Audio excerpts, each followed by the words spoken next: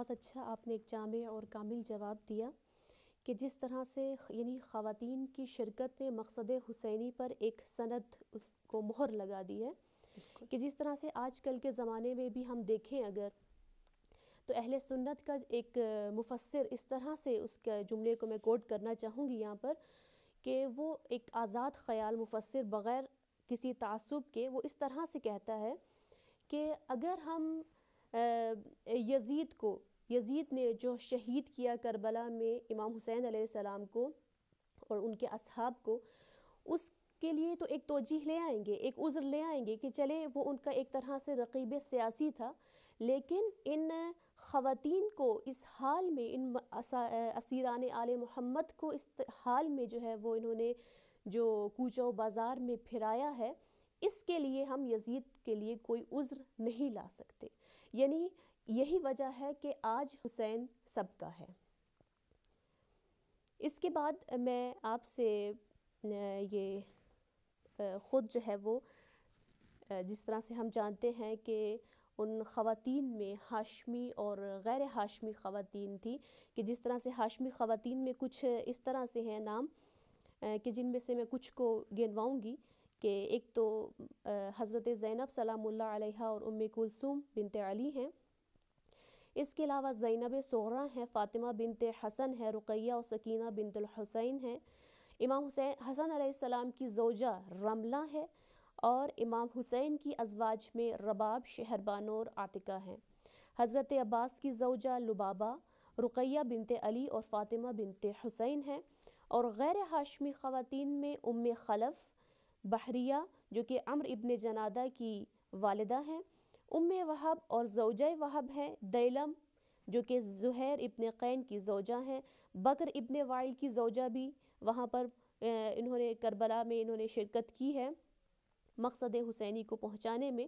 اس کے علاوہ بنی اسد کی خواتین کا بہت زیادہ کردار رہا ہے، اور یزید کی بیوی ہند اور نوار جو کہ کعب کی بہن ہیں، توعہ، ماریہ اور درۃ الصدف کے نام ہمیں اس تاریخ کربلا میں نظر آتے ہیں، کہ جن میں ہم حضرت زینب سلام اللہ علیہا کے بارے میں تو کچھ گفتگو مفصل کر چکے ہیں۔ اس کے بعد میں اس ترتیب کے ساتھ ام کلثوم بنت علی کے بارے میں اپنے ناظرین کو آگاہی ہم دینا چاہیں گے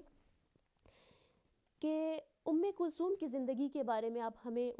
کچھ بتائیے کہ ہمیں تاریخ میں اتنا زیادہ نہیں ملتا، تو ان کے بچپن سے تھوڑا سا انہیں ہمیں ہمارے سامنے جو ہے وہ پیش کریں۔ جی، آپ نے بہت اچھی خواتین کربلا یا کربلا کے قیام میں جن خواتین کا کچھ اثر اور دخالت تھا ان کا نام، ان کی فہرست بیان کی، بہت اچھا لگا۔ مجھے یقین ہے کہ ہمارے ناظرین کو جب بھی ان ایام میں، محرم الحرام کے ایام میں وہ مصائب سنتے ہیں اور وہ مظالم جو اسیران کربلا پر جاری ہوئے ان کو سنیں گے، تو ان کے لیے ایک بہت اچھا پکچر ذہن میں آئے گا کہ اچھا اتنی عظیم خواتین ان اسیروں میں شامل تھیں، اور کتنی ہاشمی خواتین اور کتنی غیر ہاشمی خواتین۔ تو انشاءاللہ ہم تقریباً ان سب کے بارے میں جتنی ہمیں تاریخ نے اجازت دی ہے،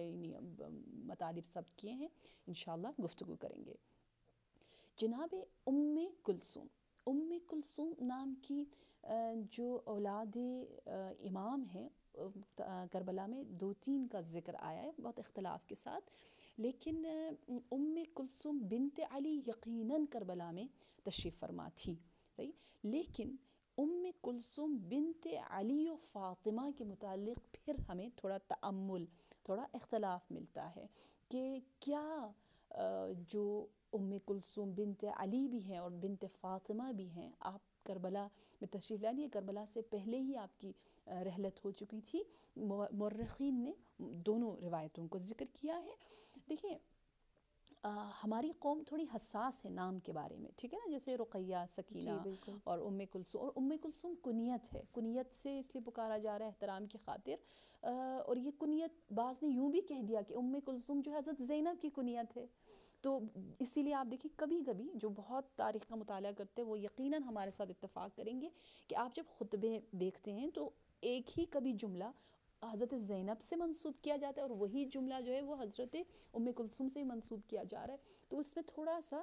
راویوں کو بعد میں جو ہے وہ جو روایتیں آئی ہیں اس میں اشتباہ ہو جاتا ہے, کنفیوژن ہو جاتی ہے, کیونکہ یہ کنیت اور بھی خواتین کے متعلق ہمیں ملتا ہے. لیکن ہم جو ہے اس ہستی کے بارے میں گفتگو کر رہے ہیں جو بنت علی و بنت فاطمہ ہے. یقیناً ام کلثوم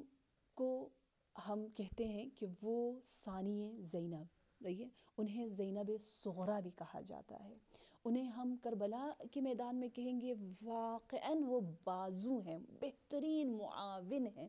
حضرت زینب سلام اللہ علیہا کے لیے, اس سیدۃ الاسراء کے لیے, اس سنگین اور اس بہت ہی حساس اور نازک وقت میں جہاں عباس نہیں, حسین نہیں, علی اکبر نہیں, وہاں زینب جب تک وہ تنہا ہے تو وہاں ام کلثوم عباس بن کر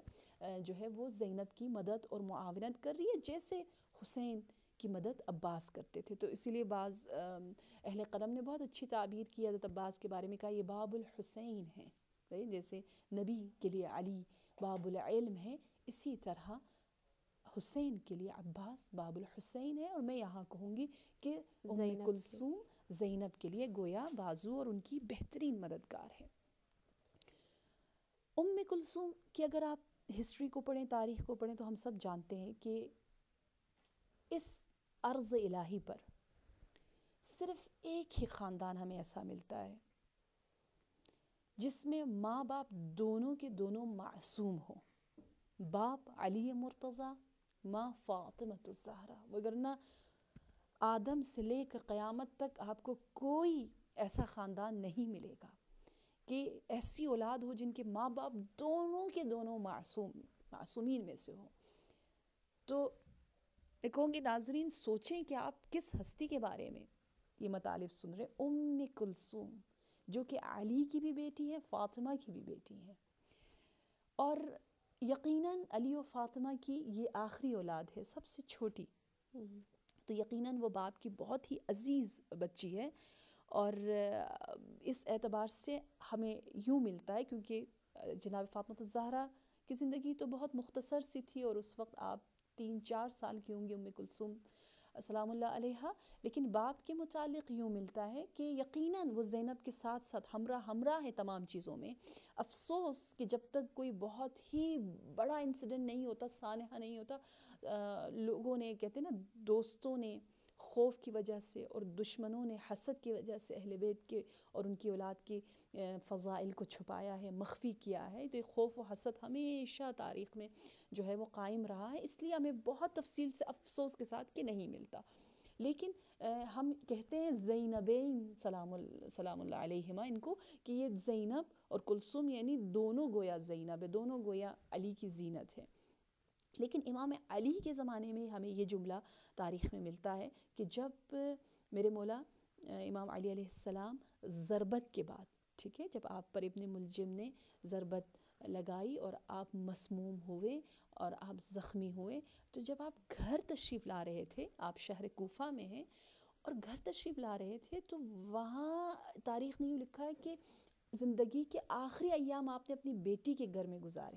اور میں کہوں گی یا ام کلثوم ہمارا سلام آپ قبول کیجئے کہ ایک بیٹی کے لیے کتنی بڑی فخر کی بات ہے کہ باپ اپنی زندگی کے آخری ایام اپنی اولاد کے گھر میں سے اس عزیز ترین بچی یعنی چھوٹی ترین بیٹی جو چھوٹی اولاد ہے یعنی سب سے کم عمر ہے, ان کے گھر میں گزار رہے ہیں. اور پھر اہتمام دیکھیے, عزت دیکھیے کہ اس طرح سے احترام اور عزت کرتے ہیں امام علی علیہ السلام کہ جب آپ کو اصحاب سہارا دے کر مسجد سے گھر کی طرف لاتے ہیں تو گھر کے قریب پہنچ کر آپ کہتے ہیں کہ واپس چلے جاؤ, کیونکہ مجھے اس حالت میں میری بچی دیکھے گی, ام کلثوم دیکھے گی تو یقیناً بےتاب ہو جائے گی. جب بےتاب ہوگی تو کچھ بولے گی اور اس کی آواز نامحرموں تک نہ پہنچے. اور پھر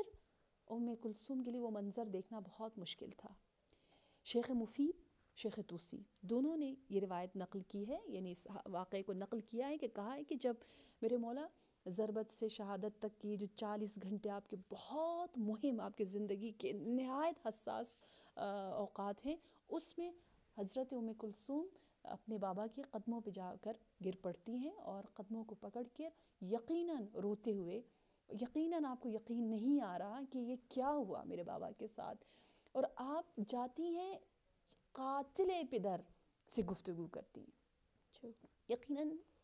کیونکہ وہ گھر میں موجود تھے اور شاید پشت پردہ سے جناب ام کلثوم گفتگو کر رہی ہیں، کیونکہ ام کلثوم کو یقین نہیں آ رہا کہ یہ تو رمضان المبارک کا مہینہ ہے، میرا باپ صوم کی صیام کی حالت میں، روزے کی حالت میں ہے، اور وہ بھی شب قدر ہے، صرف رمضان نہیں ہے، مہمان خدا ہے. تو ایسے موقع پر کس نے میرے بابا کو قتل کیا؟